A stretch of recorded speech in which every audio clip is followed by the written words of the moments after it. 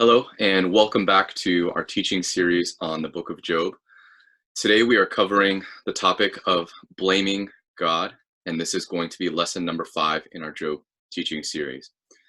In previous lessons, we've explored the topic of affliction and suffering, and we also discovered that it's something that we need to be prepared for because these things will and do happen often in our lives.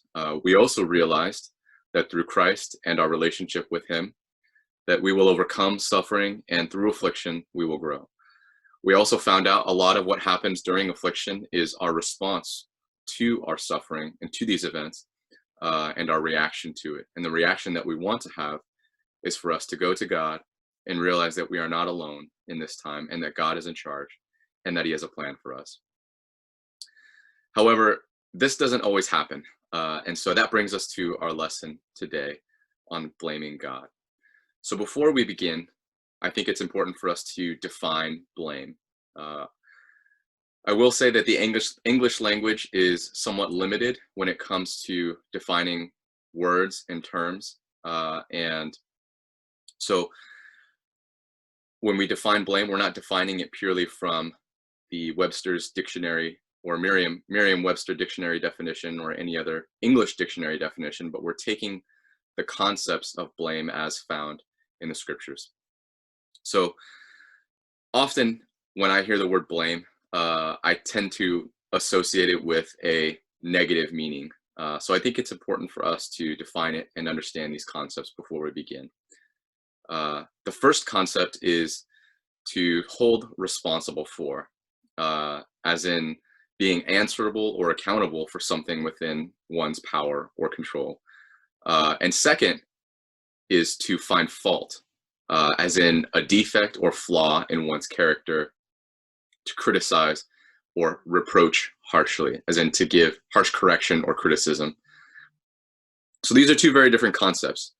And I think the first one speaks to a general accountability for actions or the effects of your actions. And the second is more specific in finding flaws in words, actions, or character of another person. And as we continue, and as we read the scriptures, we'll begin to understand the differences between the two. But before we do that, we need to ask ourselves the hard questions. Have you ever complained to God about something unpleasant that has happened or is happening in your life or in the lives around you? It could be big or small. If you're listening, I would bet that you, like me, have complained to God about many things. Maybe you've had a package delayed, or maybe your children are giving you a difficult time, or the grade that you received on one of your exams wasn't what you thought it should be. Or it could be something much more painful, something that you read or hear about on the news or see on social media, or have seen on TV.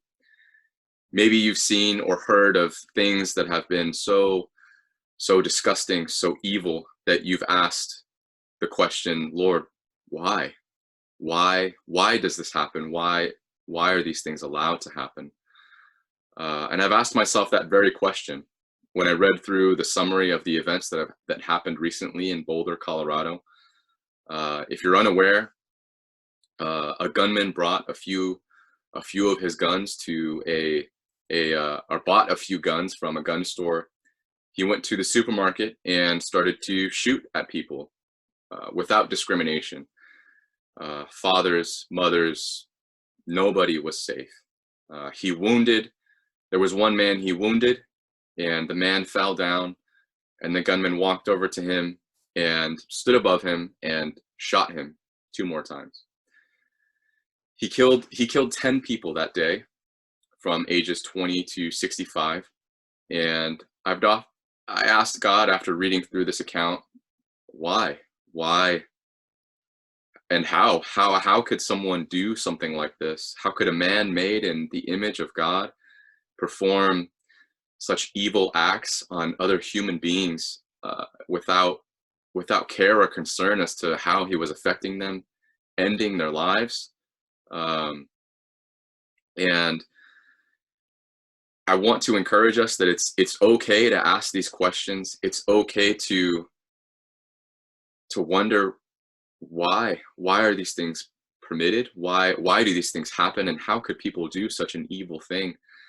Because I think this is a big part of what the book of Job is about. And I think we would be missing the entire point of the book of Job if we didn't understand that when we ask these questions, we're doing the very thing that Job and his friends were doing, which is asking why. Why? For Job, it was personal. Why is this happening to me? And we can ask those questions too. But I think we also need to ask, why do these things happen to other people? And uh, why is this specific thing happening? And these questions are okay. And actually, we need to ask these questions. We need to bare our hearts to God and our questions to God, because it's therapeutic. If we stuff these questions inside and we don't acknowledge things that are eating away at us, it can really injure our faith and damage us deeply. And a big part of maturing as disciples and as followers of Jesus is being real enough to work through our concerns with God, as well as others that we trust. And that brings us to our first point, which I will bring up here on the screen. Let's see. So this is our lesson title, Blaming God. We defined blame. Our first point is it wrong to complain? Is it wrong to complain? Let's read the passage in in Job chapter 7, verse 11 to 20. And I'll read the entirety of the passage. Therefore, I will not keep silent. I will speak out in the anguish of my spirit. I will complain in the bitterness of my soul. Am I the sea or the monster of the deep that you put me under guard? When I think my bed will comfort me and my couch will ease my complaint, even then you frighten me with dreams and terrify me with visions, so that I prefer strangling and death rather than this body of mine. I despise my life. I would not live forever. Let me alone. My days have no meaning. What is mankind that you make so much of them, that you give them so much attention, that you examine them every morning and test them every moment? Will you never look away from me or let me alone, even for an instant? If I have sinned, what have I done to you, you who see everything we do? Why have you made me your target? Have I become a burden to you? What do we see here? We see that Job is complaining to God. And complaining can encompass a wide variety of emotions. And it's important to remember here that Job has lost everything. He wasn't just unhappy that he got a bad parking spot, although it's been a while since a lot of us have gone to park anywhere except for the grocery store, or that his package from Amazon was late, or that he was inconvenienced by traffic. Job was in dire circumstance, alone in his feelings. His friends are present, but they don't feel what he feels. His pain is personal, and really only he can understand it, even as he's explaining it to them. They have not lost what Job has lost. And it's important to note here that Job is registering his feelings with God, and he's not making a judgment about what God has done. Can you relate to this? Can you relate to registering your feelings with God in a very deep and personal way? In 2015, my wife and I moved here to serve the youth and family ministry from Arizona. We moved into the northwest region of the Boston church here, and we served in the youth and family ministry for 2.5 years. And there was one of our discipling times that we had with our church leaders. They came over to our house, and we had a very difficult conversation with them about our future in the ministry. And it was decided that we would no longer be continuing as part of the paid staff for the church. And when we moved here, we decided we would be here for 3 years and then see where things would go after that. But really having this conversation, it crushed me, and it changed everything that I had planned for the trajectory of my life.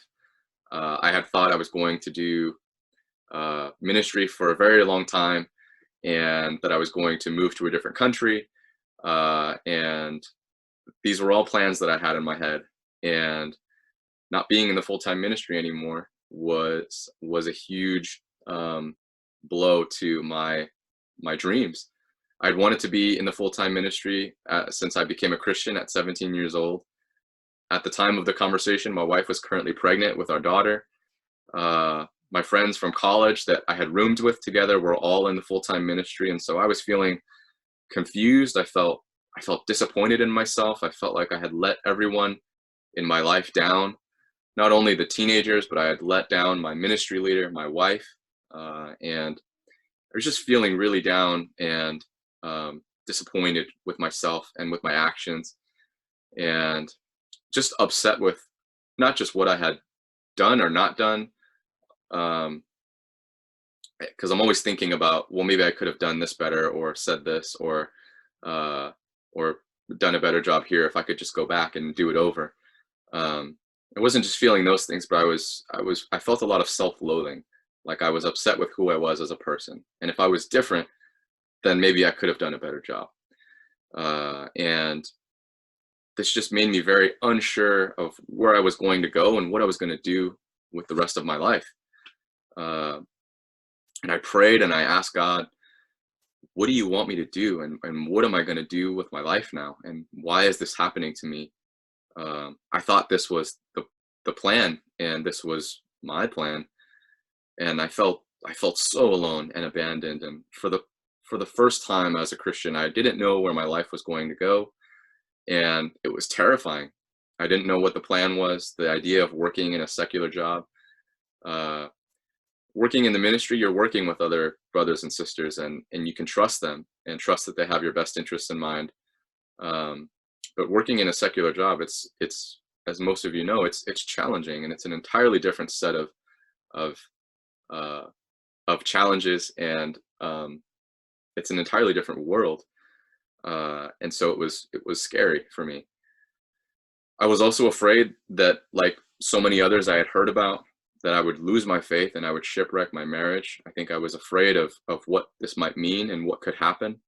Um, I've heard of so many people who have left the ministry or have been let go, and they spiral, and it's for for many different reasons. But I was just so afraid that I would do something or neglect to do something that would send us on that path. Um, and it was a really difficult and challenging time. And I think there are things that I complained about a lot. And I wrestled. I had good days and I had not so good days, but it was a struggle and it was a battle. And I felt very much connected with the scriptures here that we read from Job. But also, we can complain about issues like this, like serious illness, or the loss of family members or loved ones, or struggles in our parenting where we feel like we've hit a wall with our kids and there's no way to break through to them. Um, or losing employment, or many other things, or wondering when the pandemic will end, or when things can get back to normal. Um, but we go to God and we bring our complaints and we ask why, what is going on, what is your plan, and we want answers, and sometimes we demand answers because we feel confused and in the dark. Um, but even though Job, excuse me, was in the midst of his anguish and crying out, he still showed his understanding of who God is. If we look in chapter 9, verse 4 to 10, I'll read a few selections. Job says that God has profound wisdom, that the Lord moves mountains and shakes the earth, that he speaks to the sun, he stretches out the heavens, he is the maker of the stars, he performs wonders and miracles. So in the midst of his anguish and his pain, Job acknowledges that his circumstances are still in God's control. Think back to the first meaning of blame, the first concept that we addressed. Job knows that the Lord is sovereign and that he is responsible for the universe, and that God has wisdom, power, and understanding that Job does not. And I think so what I want to address is that complaining is necessary. Um, Give me 1 second. Let me advance this. Complaining to God is necessary. it's needed. We should bear our hearts and our feelings to God. And at the same time, we also should acknowledge that God is sovereign over our situation, that yes, he's responsible, but he's also in control, that he has more knowledge and wisdom than we do, uh, and that in circumstances that go on in our lives and in our world, that we don't see the full picture. Job is not the only biblical character who bore his heart before God. When we think about Jeremiah, who in the entirety of his ministry was unable to get the Lord's people to repent. Imagine that. Imagine your whole life preaching and speaking the words of God to God's chosen people. And during your entire lifetime, no one turns away from idols and their sin and their rejection of God and turns towards him. Imagine that. Imagine how lonely and sad that would make you feel. In fact, Jeremiah is known as the weeping prophet, and he authored the book of Lamentations, which literally means grief and sorrow. And if you read that book, you'll see it, and you'll see his struggle and his battle that he's going through. What God desires more than anything is our hearts. In Matthew 11, verse 28, Jesus says, "Come to me, all you who are weary and burdened, and I will give you rest. Take my yoke upon you and learn from me, for I am gentle and humble in heart, and you will find rest for your souls." In 1 John chapter 3, verse 19 to 20, this is how we know that we belong to the truth and how we set our hearts at rest in his presence. If our hearts condemn us, we know that God is greater than our hearts and he knows everything. In the midst of my pain, leaving the full-time ministry, I felt so relieved that God provided spiritual people in my life who could listen to my complaints, my pain, and help me see things that I was unable to see. In the days following our conversation, I called all of my friends, and I wasn't complaining and saying this was unjust. I did. But I was looking for answers and I was looking for help. How do I get through this? What am I missing here? And is there something that is going on that I've been missing? And how can I respond to what's going on in a spiritual way? Because I feel defeated. And I'm so grateful for those people who could listen to me, even though I didn't agree with the decision at the time. These people helped me to see something that I didn't. They helped me realize that God had been, and he still is, and he would be sovereign, even if I didn't agree with why he was doing it. It involved a lot of submission and a lot of accepting my limitations as a person, and also accepting my gifts, that there are things I was good at, and there are things that I wasn't good at. But when we complain, there's a point when our complaining can turn into something else. And remember the second meaning to the word blame, which is attempting to find flaws in one's character, or criticizing or giving harsh correction. Is there a point where we go too far? The answer is yes, there is. There is a point where we can go too far. And that brings us to our second point. When we complain, how can we complain in a righteous way? As Job is going through his suffering, he moves along a path where he doesn't just present his complaints to God, as we see, but there's an evolution in how he's processing his feeling. He tells God that God is wrong. And if we'll read through a selection of passages, I've put one on the screen, but I'll read through a selection of them. In chapter 9, verse 16, "Even if I summoned him and he responded, I do not believe he would give me a hearing." In chapter 10, verse 1, "I loathe my life. Therefore, I will give free rein to my complaint and speak out in the bitterness of my soul. I will say to God, do not condemn me, but tell me what charges you have against me." In chapter 13, verse 3, "But I desire to speak to the Almighty and to argue my case with him." And in chapter 19, verse 5, "If indeed you would exalt yourselves above me and use my humiliation against me, then know that God has wronged me and drawn his net around me. Though I cry, I've been wronged, I get no response. Though I call for help, there is no justice." In chapter 3, verse 3, "If only I knew where to find him, if only I could go to his dwelling, I would state my case before him and fill my mouth with arguments. I would find out what he would answer me, and I would consider what he would say." What is Job doing here? Job is questioning God's authority, his plan, and his purpose. Job is judging God and telling him that he has made a mistake. He's placing himself on equal footing with the Almighty. Job has judged God's actions, and he wants to show God that God is wrong. He has accused God of being wrong and unjust, and Job has placed himself above God when he says that he would consider what God says, as if it were up to him to accept or reject God's answer. Job began as the victim, as someone who has undergone this terrible trial and praying his way through it, through the outpouring of his heart. And this is why he spoke the way he did. However, where he errs is where he ends up demanding a right with God that he doesn't have. It is not his right or our right, church, to question God and determine if he is correct or not. It is not always our right to get an answer that we approve of. And as we see, Job never does get an answer from God, and we may not either. And we have to be okay with that. And as we read, if you've read the entirety of the book of Job, in chapter 38 to 40, which we will cover in our next lesson, God responds to Job and reminds Job and us, that he is God. We are not equals with God, and we are doing wrong if we slip into this trap. I think we have the comments of God in Job 38 to 40 because of Job's comments and his attitude that he can be on equal footing with God. And he's not the first person in the scriptures to succumb to this desire. We think about Genesis 3 with the serpent. What did he say to Eve? He said, "You will not surely die," the serpent said to the woman, "for God knows that when you eat of it, your eyes will be opened, and you will be like God, knowing good and evil." Eve fell into the trap of wanting to be like God, to know what God knew, to be on equal footing with him. And this is the same trap that Job falls into, and we have to be very careful that we are not judging God or thinking that we know better.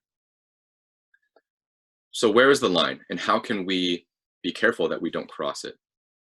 If we look at Isaiah chapter 45, verse 9, it says, "Woe to the one who quarrels with his maker, a piece of pottery among other earthenware pottery pieces. Will the clay say to the potter, 'What are you doing?'" Also, if we look at Romans chapter 9, verse 20, "But who are you, O man, to talk back to God? Shall what is formed say to the one who formed it, 'Why did you make me like this?' Does not the potter have the right to make out of the same lump of clay some pottery for noble purposes and some for common use?" Is it okay to question God? Is it okay to complain to God? It comes down to our motivation. When what we are looking for in this action with God is down to our intentions. If we are looking for answers, of course, it is okay. If we are looking to challenge God and show God that he is wrong, then this is when it becomes a problem for us. When we place ourselves as equal to God or even above God so that he is answerable to us, then we've crossed the line and we've sinned. Is it wrong to question God? No, it isn't. It's not wrong to ask questions of God. In fact, we wouldn't be the first people to ask questions of God. We are allowed to ask questions of God. Our forefathers in the faith asked God many questions. In Jeremiah 12, verse 1, Jeremiah says, "I plead my case before you. Nevertheless, I would discuss matters of justice with you. Why has the way of the wicked prospered?" Wow. This is a timeless question, and I think this is a question that many of us would ask ourselves now. Why has the way of the wicked prospered? If you read Psalm 73, you can further understand the struggle that Jeremiah is going through. And in Habakkuk 1, verse 3, "Why do you make me see disaster and make me look at destitution?" We can also look at Abraham. When faced with the destruction of Sodom, he pleaded with God, "Will you destroy the city if there are 50 righteous people?" And he continues and goes and so on until he gets down to just 10. What's he doing here? Does he really care about the numbers? Is there really a difference between 50 and 10? What is Abraham doing? He's wrestling with God's justice. And slowly he's coming to terms with God's justice and his judgment in his heart. He knows God's character, Abraham does, and Abraham asks of him, will not the judge of all the earth do right? Abraham knows God's character. He knows that God has to do right, because if he doesn't, then what does this world mean? If God isn't in charge and in control, then what's the point? If God isn't uh, isn't doing right, then what is the hope in our world if we can't trust that God will do right and bring about justice and righteousness? If we can't trust God and acknowledge that he knows things that we don't, then our faith will become shipwrecked. The only way for us to know what God knows is for us to become God. We have to be omnipotent, eternal, omnipresent, all-knowing, almighty. We have to be God. And the reality is that we aren't. As much as we would like to be, we are not. We should never put ourselves at God's level, because the reality is our understanding of situations of the world pales in comparison to the way that God sees the world. Our view is just too narrow. The Lord is our righteous judge, and we are not his. So, as we close, what do we walk away with today? It can be summed up in a simple phrase that it is okay to question God, but it is not okay to judge what he does. And as we conclude, we have to accept the reality that our world is fallen. God created our world with free will, and with free will comes the choice for human beings to perform tremendous good, to feed the poor, to care for our elderly family members, to give forgiveness, to love our enemies. And I want to encourage us during this age of social media, where we're all in our homes and we're in a profoundly digital age, I want to encourage us to be mindful and take care of your hearts when you're looking at the news and at media and at social media, because there is so much good in the world, and we need to cling to what's good, and we need to hope in that. We can get so easily bogged down at the negative things that are going on in politics, in our society as a whole, at the injustices and inequality that are going on. And we shouldn't be unaware that these things are happening. In fact, we should be aware. We should be in tune with what's going on. But we can become consumed by it. We can. So I want to encourage us, cling to what is good, because there is good out there. And just like people have a choice to do good, there also is a choice for people to do evil. Free will is the essence of humanity. It's what makes us who we are, the capacity to choose. Well, somebody could say, well, God could have created a world. Couldn't God have created a world where humans didn't sin, where we could just have free will, but we didn't do anything bad? Maybe, but if he could have done it, then why didn't he? And I think God created the world as it is for a reason. Even so, to have free will and not be able to exercise it is impossible. We can't have free will and not be allowed to use it to make actual choices. It's a contradiction.